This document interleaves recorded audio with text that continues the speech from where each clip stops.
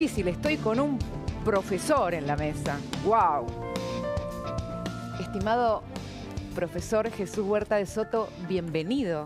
Muchas gracias por la invitación y para mí es un honor, pues creo que fue de presidencia, insistieron, hombre, aunque no acepta usted nunca entrevistas, ya que viene a Argentina, y me dieron a elegir, me sugirieron varios y yo elegí el horario que me venía menos mal, que era por la tarde. Y dije, con Cristina Pérez, no la conocía, pero bueno, estoy encantado de estar aquí y saludo a todos los que me están viendo. Bueno, yo venía insistiendo ya creo que desde hace 1 año y medio que usted me mandó estos libros, pero la noticia es que algunos los he leído. Hombre, eso ya es, vamos, casi una penitencia. ¿Me lo va a firmar a este? Sí, sí, encantado, perfecto. claro, claro.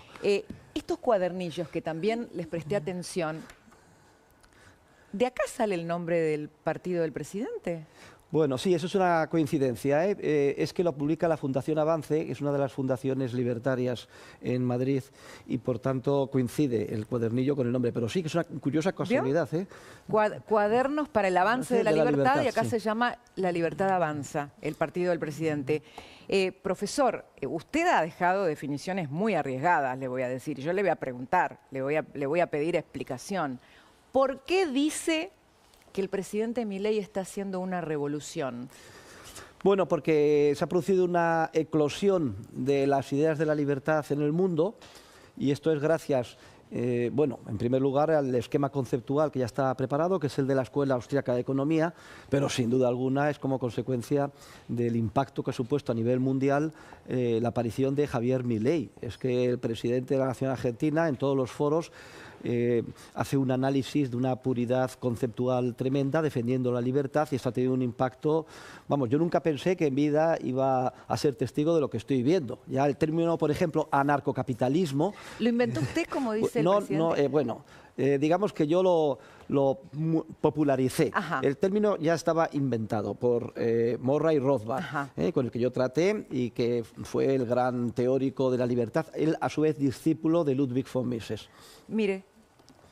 Aquí está, ahí le veo, al bueno de Mises. Sí, vine armada. Porque bueno, digo, me quedo sorprendido, porque yo normalmente nunca acepto entrevistas, porque en televisión es un formato muy restringido, muy poco tiempo, y para un académico explicar conceptos complejos pues es muy difícil, es un gran desafío, y al final pues se convierte en una frivolidad. Pero encontrarme a una profesional del periodismo que se ha estudiado toda esta bibliografía, me quedo absolutamente sorprendido. Gracias, profesor. Merece la atención. Y le quería preguntar, porque usted decía recién que el presidente Milei está haciendo una revolución de la libertad, pero estamos en un mundo donde tenemos a Estados Unidos tomando medidas proteccionistas, donde tenemos a China como un emergente muy fuerte de un Estado no solo intervencionista, sino que lo controla todo, hasta quiere controlar quién es el cardenal, Xi Jinping. ¿Cómo conjugamos esto con esta aparición de Milei en el escenario y con esto que usted llama revolución? Bueno, a mí, yo estoy especializado, yo soy profesor, a mí lo que me interesan son las ideas. El presidente Milei ya ha triunfado, en el sentido de que ya ha introducido las ideas, y una vez que las ideas están ahí, pues son imparables, sobre todo con los jóvenes, es increíble. Y los jóvenes el día de mañana serán los que asumirán la responsabilidad, ¿no? Y las ideas son las que mueven el mundo, y por tanto tenemos que ser muy optimistas, porque en España utilizamos mucho el lenguaje taurino. Aquí no tienen ustedes los toros, ¿no? Decimos, no, pero somos descendientes de bueno, españoles. Pues se dice, ya está el toro en la plaza, y por tanto es imparable, el toro de las ideas. Luego, yo entiendo que a la gente normal, y aquí a ustedes, etcétera, les interesa pues la política de cada día. Claro. Sí, pero por encima de eso está la teoría, los principios morales, el conocimiento científico, y esto es lo que tenemos que ir avanzando, porque en última instancia se filtra por toda la sociedad y termina impulsando la evolución de los acontecimientos por el buen camino. Usted, me imagino que viene siguiendo la gestión económica del presidente, y que eso lo ha llevado a hacer un pronóstico para Argentina acerca de lo que viene, porque ha hecho un pronóstico muy optimista. Quería preguntarle eso. Se nota que Cristina me quiere llevar al terreno de la política argentina. Mire, yo le deseo lo mejor a Argentina y al presidente. Sé que se ha avanzado muchísimo en un año y medio y que se ha reducido el gasto público casi un 30%, la inflación está prácticamente controlada, hay superávit. Todo esto es importante, pero que sepan que a mí lo que me interesa no es estos resultados concretos prosaicos, sino que me interesan las ideas, la teoría. Esto es lo importante, ¿eh? Usted hablaba en ese pronóstico, que es lo que a mí me llamó la atención, del caso de la Alemania de posguerra, como ejemplo de medidas de cierta disciplina y rigor económico en un país que estaba totalmente devastado, y me imagino devastado no solamente por la guerra o la situación económica, los antecedentes inflacionarios, sino también por la devastación moral, ¿no? Sí, sí, sí. Y me pareció muy interesante y le pido que nos cuente también ese caso y por qué usted hacía un paralelo. No, esto además lo pueden leer, está escrito. Ludwig Erhard publicó un libro al respecto que se titula Libertad para todos, lo explica con todo detalle. Alemania estaba arrasada, eran ruinas, y precisamente las potencias ocupantes, lideradas por Estados Unidos, aterrizaron con unos expertos que lo que aconsejaban era regulación, Estado, precios máximos, cartillas de racionamiento. Pero afortunadamente Adenauer pues nombró ministro de Economía a Erhard, que había estudiado en la Escuela Austriaca de Economía, y en contra, y sin que lo supieran, los gobernadores militares aliados, liberalizó todo de la noche al día. Y la verdad es que estuvo a punto de jugarse el cargo, pero fue tan evidente el resultado positivo que se tuvieron que callar los norteamericanos, los ingleses y los franceses. Y ese es el comienzo, esa liberalización de la economía. Desde luego, cuando eliminaron toda la intervención, es que literalmente de debajo de las piedras surgieron múltiples mercados llenos de patatas, mantequilla, leche, etcétera, que parecía que no existían, ¿eh? Y digo que es el comienzo de lo que se conoce con el nombre de Wirtschaftswunder en alemán, el milagro económico alemán. De hecho, en 5 o 6 años, Alemania, destruida por la guerra y recibiendo mucha menos ayudas del Plan Marshall, como es lógico, que Francia e Inglaterra, ya superó a Francia e Inglaterra. Pero eso fue porque Francia e Inglaterra eligieron partidos políticos que llegaron al poder, socialistas, que llevaron a cabo un programa de intervención atroz. ¿Y usted pronosticó un milagro argentino con este ejemplo? Bueno, yo lo que he dicho es que resulta que el presidente de ustedes, que además es una persona de mucho corazón, yo estoy muy sorprendido porque le he tratado personalmente ahora más y creo que son a ustedes muy afortunados, que además es una persona que se emociona, llora, es una cosa increíble, ¿no? Pues es muy, yo digo, pecas de pesimista, Javier. Dice que en 30 años Argentina, ¿cómo que en 30 años? Si ustedes le apoyan, le siguen y le liberalizan a Argentina como Dios manda y rápidamente, no en 30 años, en menos de 10 años han puesto este país en el liderazgo. Estaba pensando en algunos de sus conceptos, profesor, y me tienta preguntarle, cuando reciba su condecoración el domingo, ¿cómo la va a agradecer? ¿Me va a adelantar algo? No, aquí lo que sucede es que yo no me merezco ninguna condecoración y estoy muy agradecido de que me la concedan. Para mí ha sido una sorpresa. ¿No la va a devolver? No, no la voy a devolver. En puridad de principios la debería devolver. Ajá. Porque procede del Estado. Ajá. Y yo considero que el Estado es la encarnación del demonio y una representación del maligno en la tierra, el anticristo que sugería. Directamente. Directamente, sí. Pero en este caso, primero, es de la nación argentina. Para mí el concepto de nación es más bien de sociedad civil y además nacido es ser agradecido. Muy no la voy a devolver. Lo que sí voy a... No se va a venir hasta el fin del mundo para devolverla, ¿no? No. Porque yo no solo no acepto entrevistas, sino que tampoco viajo. Lo que pasa en este caso, me concedía un doctorado honoris causa. Javier Milei pues tuvo una conversión como San Pablo y de ser el típico economista intervencionista mainstream neoclásico, descubrió la escuela austriaca y mis obras, y además lo está llevando a la práctica, pues no podía negarme a venir. O sea que vengo encantado, acepto encantado la medalla, digo a todo el mundo que la considero completamente inmerecida.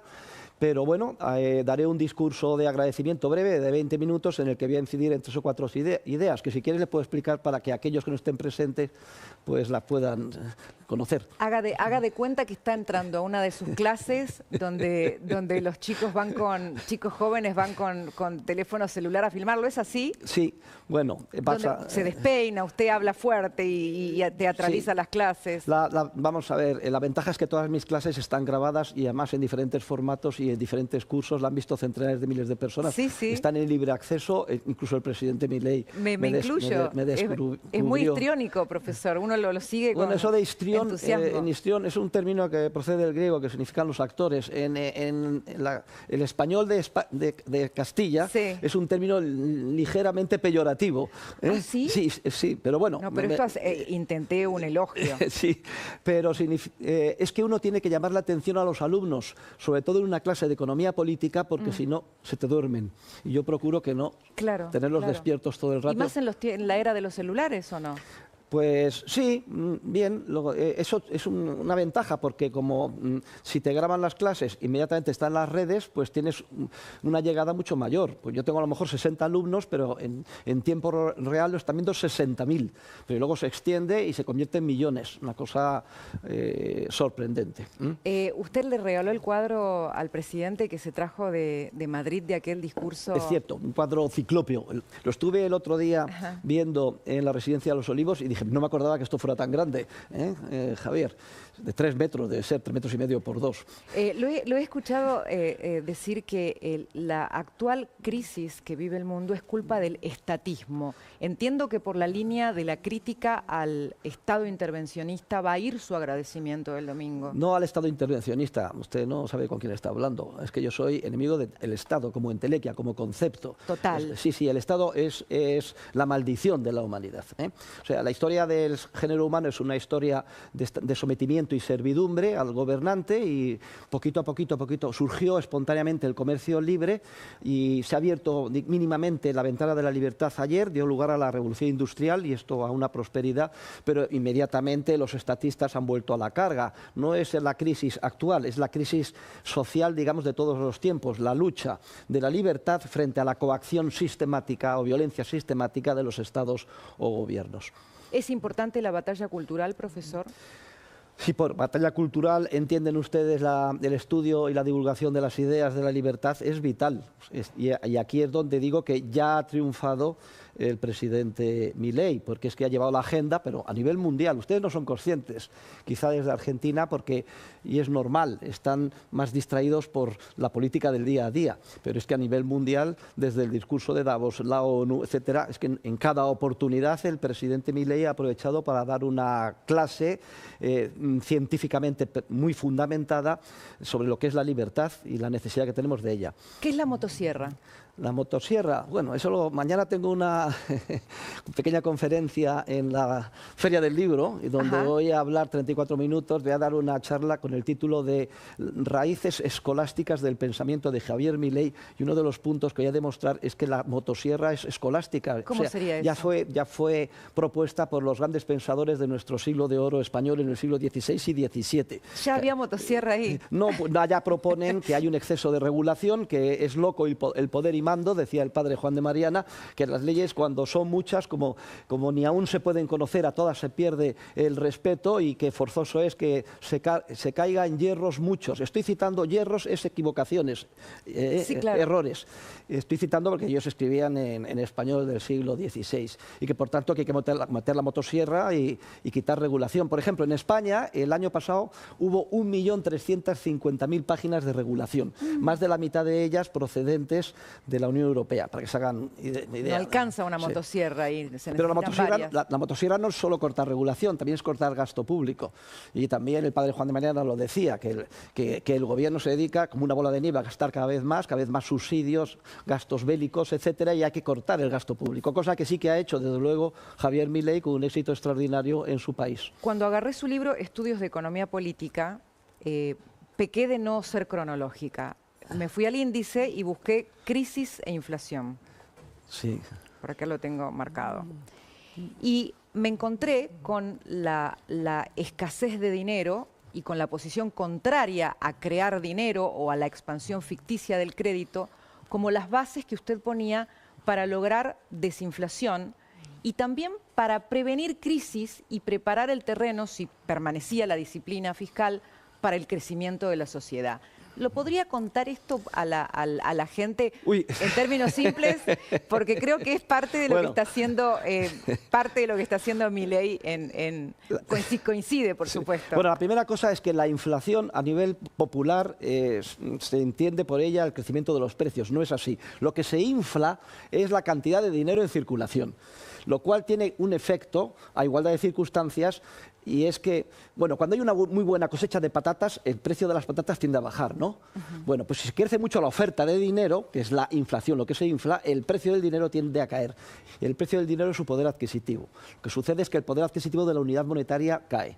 Cada vez compra menos. Y entonces esto se visualiza, lo ve la ciudadanía, como un aumento de los precios nominales. No es que los precios suban, no, es que el poder adquisitivo de la unidad monetaria está cayendo como consecuencia de la inyección tremenda. ¿Y cómo se inyecta el dinero? Pues desde que se nos robó el dinero de verdad, que era el oro, y se sustituyó por papel moneda y medios fiduciarios creados por el Estado, el dinero se inyecta bien monetizando el déficit público, se gasta más por el gobierno de lo que se ingresa y se imprime dinero para pagar la diferencia, era la monetización del déficit, que es lo que ha parado el presidente Milei, y también se inyecta, que es el procedimiento tradicional, por el sistema bancario privado que opera privilegiadamente con una reserva fraccionaria. Esto también es una cuestión muy sutil, pero la gente no es consciente de que la mayor parte del dinero está creado por este procedimiento. O sea, usted deposita dinero en el banco a la vista y el banco, en vez de mantenerlo, con eso lo presta a otro e inmediatamente duplica la cantidad de dinero. El depositante, su saldo lo tiene, que es el que ha depositado en el banco, pero simultáneamente hay otra persona que lo ha recibido. Además, esto en cadena. De hecho, en todos los países occidentales, las 9/10 partes del dinero creado son por este procedimiento. O dicho de otra forma, solo una 10ª parte del dinero está materializado en papel moneda y moneda fraccionaria, papel. Pero el resto es todo asientos contables creados por la nada de la banca. Y por eso esta mecánica de la escasez del dinero debería funcionar para la desinflación. Bueno, por esto, una vez que sea... Esto ya es para nota, le voy a poner a usted sobre excelente matrícula de honor. Una vez que ya se ha eliminado la creación monetaria vía monetizar el déficit, el siguiente paso es impedir que la banca genere de la nada dinero, lo cual exige establecer un coeficiente de caja del 100% para los depósitos a la vista y equivalentes, con lo cual ya los bancos no pueden crear de la nada dinero. Se tienen que limitar a ser meros intermediarios financieros, es decir, prestar lo que se les haya prestado a ellos. Esos depósitos a plazo, pero que sean a plazo de verdad, no depósitos a la vista. Profesor, ¿sabe que en una de las notas que... Nunca pensé que en directo íbamos a dar una clase de teoría monetaria y bancaria como la que esta distinguida señora me está forzando a dar. Choque los 5, como se dice. Bueno. Profesor, leí por ahí que en su análisis de la caída del Imperio Romano, usted habla de la inflación y del populismo. Parece que Roma tenía problemas parecidos a la Argentina. ¿Cuál es su reflexión sobre el populismo? Es que esto se repite, pero no solo en Roma, en Grecia, etcétera. Es decir, que el Estado cada vez creció más. En Roma se dedicó a subsidios, panem et circenses, decía en latín, sí. Pan y circo. Sí. Pues hoy sería subsidios gratis y fútbol, por decirlo de alguna manera. Claro. Y había días fastos y nefastos. Un día sí, otro no, había circos. Eso tenía un coste tremendo, ¿no? Y no solo eso, se repartía además gratis el trigo a través del proceso de la anona. Consecuencia, se arruinaron a todos los pobres productores y agricultores de Italia y todo el mundo dijo, no, yo dejo de trabajar y me voy a Roma a vivir del subsidio público. Y además me entretienen con los circos. Consecuencia, un gasto público creciente, no tenían para pagar. ¿Qué es lo que hicieron? Envilecieron la moneda, quitaron metal precioso de la moneda, multiplicaron la cantidad de dinero, los precios se dispararon y ya a partir del decreto de Diocleciano, ¿cómo reaccionaron? Con controles de precios, regulación. Y ese fue el principio del fin del Imperio Romano. Que Roma, que era una especie de mercado común de lo más próspero, se suicidó literalmente.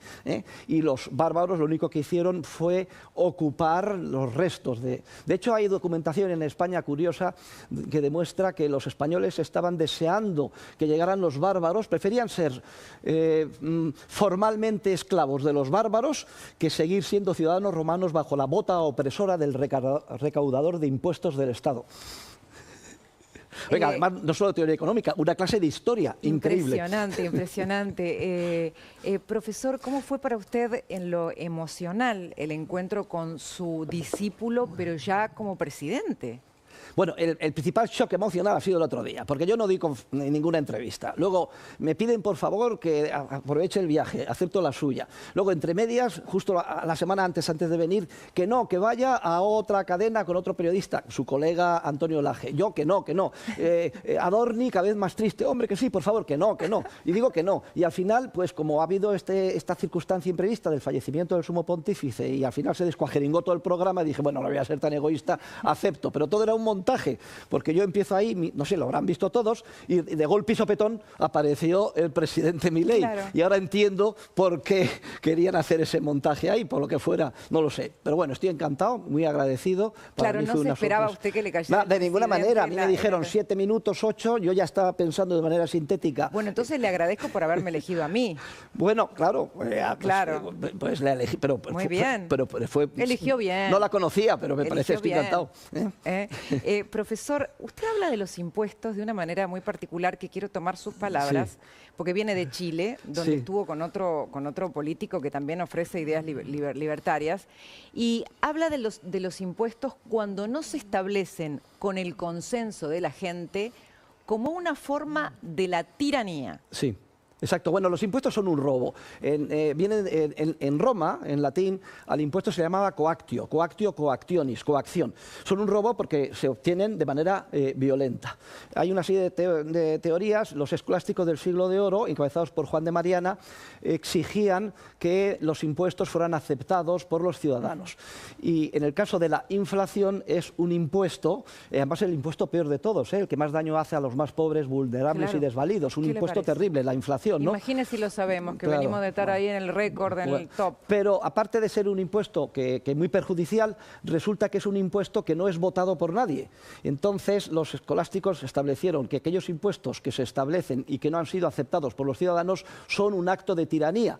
Y Juan de Mariana, que desarrolla la teoría del tiranicidio, llega a la conclusión no solo que se puede, sino que además se debe asesinar, y es lícito, al tirano. Consecuencia, todo aquel que participe en la monetización del déficit público generando inflación, según los escolásticos de nuestro siglo de oro, que eran catedráticos de teología, etcétera, deberían de ser degollados. Eso es, el presidente Milei es muchísimo más dulce, porque él ha propuesto que no, que sean procesados y reos de un delito imprescriptible e ingresen en prisión. Se ha avanzado mucho. A mí me parece que aquí peca de suave Milei. Bueno, ¿y usted qué consejo le ha dado? ¿Le aconseja dolarizar? ¿Le aconseja cerrar el Banco Central? Yo no doy ningún consejo a nadie porque esto es cuestión de los políticos. Una cosa, yo me muevo en el mundo de la teoría. Lo importante es que la gente sepa, primero, que el Estado no es necesario, a pesar de que hemos nacido en un entorno estatal, se nos ha lavado el cerebro con la educación y además identificamos mucha serie de servicios que son vitales, como hospitales, carreteras, etcétera, que hoy los proporciona malamente a un coste muy alto y de manera inmoral el Estado, pero como los proporciona el Estado, de ahí deducimos, y es normal, que el Estado también es necesario. Gravísimo error. Si no existiera el Estado, tendríamos hospitales, carreteras, orden público y justicia igual, mucho mejor, más baratas y además moralmente financiadas. ¿Cómo? Bueno, esto, oiga, es que luego me dices... Mire, ni siquiera podemos saber la creatividad empresarial inmensa que se pondría en marcha para solucionar los problemas conforme fueran apareciendo. Sí que tenemos muchos indicios de cómo sería, porque sabemos cómo funciona el arbitraje, etcétera. El Estado, en primer lugar, lo que sabemos es que no es necesario. La segunda idea es que el Estado es teóricamente imposible, o mejor dicho, el estatismo, en el sentido de que el Estado no puede cumplir aquello que promete. Profesor, usted habla siempre con el optimismo de los liberales, de la creatividad y la capacidad humana. ¿Desafía la capacidad y la creatividad humana el surgimiento de la Querida y de la distinguida tecnología? Cristina, perdona que te interrumpa, me has dicho liberal y yo no sé si se dice aquí, a ver si se dice aquí o no en Argentina. El liberalismo para mí es, en primer lugar, pecado, en segundo lugar, una mariconada. ¿Se dice mariconada o es muy malsonante en Argentina? No. Y además es teóricamente imposible porque lleva dentro de sí la semilla de su propia destrucción. El liberal clásico tenía como objetivo, que es muy laudatorio, controlar el poder del Estado. Y sí, controlar el poder del Estado limitándolo, etcétera, pero eso es un objetivo imposible. Una vez que existe el Estado, hemos ya descubierto los teóricos de la economía que es imposible limitar su crecimiento. Acá leí esta nota, Principios Básicos del Liberalismo, donde cita a Pericles. Bueno, sí, pero vamos a ver, esta la escribí antes de mi conversión al anarcocapitalismo. Pero no me diga. Iba a decir que la única posición coherente con la naturaleza del ser humano es la anarquía de propiedad privada, el capitalismo libertario o el anarcocapitalismo. Es el término que yo he popularizado. O sea, afuera. No, no necesariamente. Es que me pidieron... a mí me gustó, ¿eh? Con motivo del quinto centenario del descubrimiento de América, sí. me pidieron que hiciera un artículo sintético sobre los principios del liberalismo y es este. Y está muy bueno lo que cita de Pericles, me gustó mucho. Hombre, claro. Pero cuidado con Pericles, que también era un estatista tremendo, ¿eh? ¿Con qué personaje histórico compararía a Milei? Pues esa pregunta no me la ha hecho nadie. Es una cuestión curiosa. Yo creo que es de una originalidad histórica única, porque una persona que combina... porque Milei no es político de profesión, no. Él es economista, que además ha descubierto la escuela austríaca y domina perfectamente todo el armazón intelectual de la teoría económica, de la concepción dinámica del mercado de los austríacos, y que luego ha decidido también dedicarse a la política, lo cual es muy difícil, porque el socialismo, o mejor dicho, el estatismo, porque aquí son igual de socialistas de los de izquierdas que los de derechas, ¿sí? Solo hay pequeñas diferencias de grado o dónde quieren llevar la agenda de la intervención, o sea, esto es un poco más duro, pero los mismos perros con distintos collares, pero él... se ha lanzado a la arena política para, teniendo en cuenta todas las restricciones de la realidad, modificar esto, curar al enfermo, que somos todos nosotros, de la drogadicción del Estado. ¿Saben lo difícil que es sacar de la droga a un hijo adicto? Pues mucho más difícil es sacar de la droga del estatismo a toda la ciudadanía que de alguna forma es drogodependiente de los subsidios del Estado, de las pensiones. Es que el Estado es perverso. Te da la droga, es como alguien perverso que dice toma la heroína y entonces ya te hace dependiente y ya como consecuencia de eso ya dependes del Estado de por vida. El clientelismo.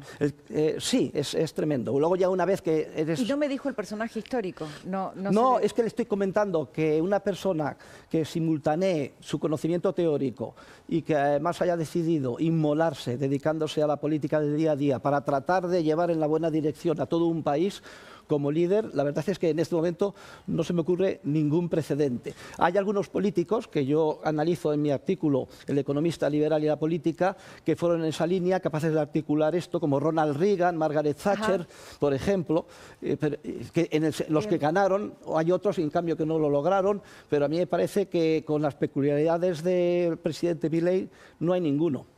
Sabe, profesor, que cuando el presidente Milei llegó al poder y contó que iba a aplicar algunas ideas de la escuela austríaca, ya incluso en su campaña, algunos economistas lo criticaban y le decían que esas ideas estaban perimidas, que eran ideas que no funcionaban en el mundo actual. ¿Usted qué responde a eso? Lo que he respondido ayer en mi discurso de agradecimiento en el doctorado honoris causa. Los que responden eso son cultivadores introducidos subrepticiamente en nuestra disciplina para crear lo que yo denomino corrientes pseudocientíficas y reaccionarias, que reaccionan frente al gran descubrimiento de la economía, que es que el orden espontáneo del mercado va solo, que la sociedad no necesita que nadie la gobierne, se autorregula solo. ¿Y cuáles son esas corrientes reaccionarias pseudocientíficas? Muy sencillas. El empirismo, el positivismo, la escuela neoclásica basada en el equilibrio, la macroeconomía y el keynesianismo y por último el marxismo. Lo curioso es que prácticamente este virus de reacción anticientífica que se ha introducido en nuestra disciplina ocupa el 90% de los departamentos de economía en las universidades de todo el mundo. Por cierto, no es de extrañar porque esas universidades están financiadas a su vez por el Estado y aquí lo que hay es una especie de simbiosis generalizada en la que se refuerza mutuamente. Me llamó la atención que me decía que nunca sale de España. ¿Hace cuánto no salía de España y llega aquí a Argentina? Yo, quitando que voy una vez al año a Portugal, no salgo de España.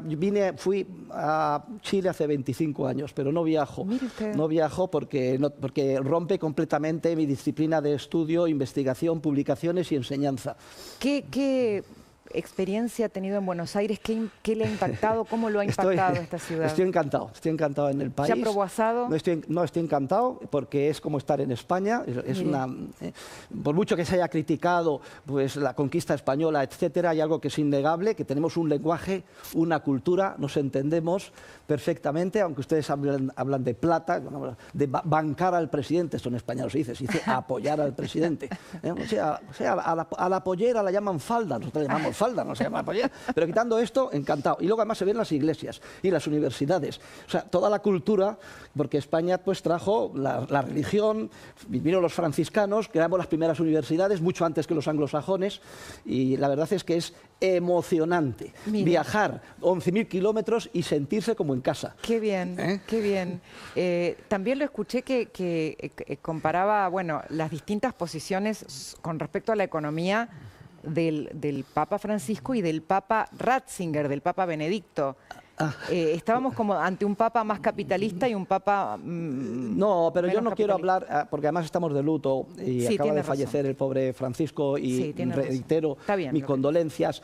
Simplemente indicar que, bueno, no es misión ni obligación de los papas saber teoría económica. Lo único que pasa es que tienen un eco tan grande que deberían de ser más prudentes a la hora de hacer alguna manifestación que pueda ser malinterpretada. Pero desde luego la genialidad del Papa Ratzinger es tremenda. Él tiene un libro, Jesús de Nazaret, y en el volumen 2, precisamente comentando, dice, ahora vamos a ver la tentación más grave, la tienen ustedes en el versículo 5 del capítulo 4 de San Lucas, ¿no? Escogen a Jesús, lo lleva a una cima y dice el demonio a Jesús, observa todos los estados de la tierra, cuyo poder me ha sido concedido y yo lo entrego a quien quiera, te los ofrezco si me adoras. Y dice Ratzinger, esta es la peor tentación, la que somete a la humanidad el diablo, que a través del Estado que encarna su maldad nos tienta, porque los estados siempre se presentan como bienhechores, ¿no? Dice, nunca el diablo no es tan tonto como para hacernos adorar directamente al maligno, sino que presenta algo muy atractivo, y esa es la gran tentación del Estado. Subvenciones de todo tipo. ¿Se debe espantar ante los aranceles de Trump o no? ¿Cómo ve eso?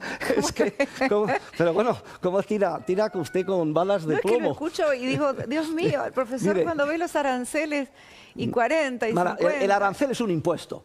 Todos los impuestos son un robo y por tanto cualquier persona que defienda la libertad tiene que estar en contra de los aranceles. De hecho es el segundo o el tercer impuesto más dañino. El impuesto más dañino es el impuesto sobre el capital y los capitalistas, porque en la medida en que daña la acumulación de capital, daña a los más vulnerables, porque el salario de los trabajadores depende de su productividad y su productividad de que tengan mucho capital bien invertido. Pero el segundo impuesto más dañino es el impuesto sobre los bienes de consumo, y los aranceles son un impuesto sobre los bienes de consumo o bienes importados desde fuera. Ahora bien, hay que añadir una cosa, cuidado, que ha entrado Trump como un burro en una cacharrería, ¿se dice así? Aquí. Está bien, se entiende. Bueno, y si los americanos sí quieren pegar un tiro en el pie, sus consumidores, pues no tenemos que reaccionar, por ejemplo, en Europa con una guerra arancelaria. Europa lo que tiene que hacer es eliminar sus aranceles industriales y agrícolas, porque eso favorecería a los 450 millones de europeos, entre los que me encuentro, y de paso dejaría sin argumento a Donald Trump, porque dice que sus aranceles son recíprocos.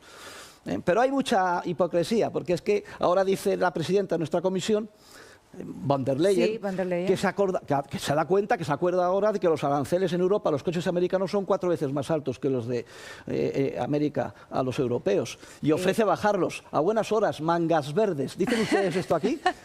No, eso no lo tenía. No lo dicen. Profesor, ya tengo que saludarlo, la verdad. ¿Nos ha dado una clase de anarcocapitalismo o no? Hasta se ha sentado a escucharlo su alumno. Sí. Bueno, hay un mensaje que voy a dar el domingo, que quiero dar a toda la nación argentina para despedirnos, y es que los grandes próceres de la patria argentina, empezando por San José y por ejemplo, el gran constitucionalista Juan Bautista Alberdi, iniciaron una revolución liberal contra el antiguo régimen. El mensaje mío es que esta revolución liberal tiene hoy su continuidad en la revolución anarcocapitalista del siglo XXI, y además uno de sus principales protagonistas en el presidente de su nación, Javier Milei. Gracias, profesor, por visitarnos. La verdad, le agradezco muchísimo porque sé que no ha dado notas en 40 años y acá hemos tenido la insolencia de romper esa tradición. Pero fírmeme sí, claro, se lo este firmo libro yo, claro, y este también, si no le molesta. con mi pluma y además con la Yo le voy a mandar para su señora Sonsoles mi libro, que yo escribo sí, qué bien. novelas. Bueno, ya ha escrito usted también un libro. Ya tengo 5. Cuidado. Bueno, pues es que claro, esto de escribir libros es un vicio, que Sí. ten mucho cuidado. Ahí está, nos firmamos mutuamente que ella lo está acompañando, así que sepa que me he acordado de ella. Muchas gracias. Ahí está. Y está situado en el Renacimiento, que es un tiempo muy bonito El para tiempo la de libertad. renacer. ¡Ay, qué Sí, preciosidad! ahí está. Hoy es 25, ¿no? 25 de abril, sí. Vale, pues para Cristina Pérez con afecto. Un y usted placer. también. Un placer. Muchas gracias. Creo que ese es el preferido de Milei, el que te está Tiempo de tomando. renacer, la vida de dos mujeres. No, el suyo, digo. Ah, ese. bueno, el mío. Sí, no, bueno, el mío no ah, creo sí, que lo bueno, haya leído. Ahí está, y me quedo con cuadernillos acá, incluso con este que sí. me lo ha Y vetado, pero le voy a me gustó. le voy a hacer la firma de John Hancock. ¿Sabe usted qué es esto? A ver.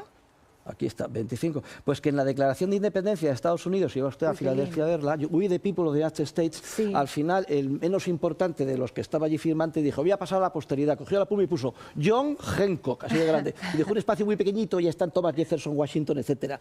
Y ¿Cuál es su línea favorita de la declaración de...? Bueno, eso, la declaración fue una revolución, lo que pasa es que hubo luego una contrarrevolución y fue traicionada por la Constitución norteamericana, que no ha sido capaz de parar el estatismo en Estados Unidos. Muchas gracias, A usted- profesor a usted. Jesús Huerta de ¡Ah! Soto. Me ha dejado destrozada esta mujer.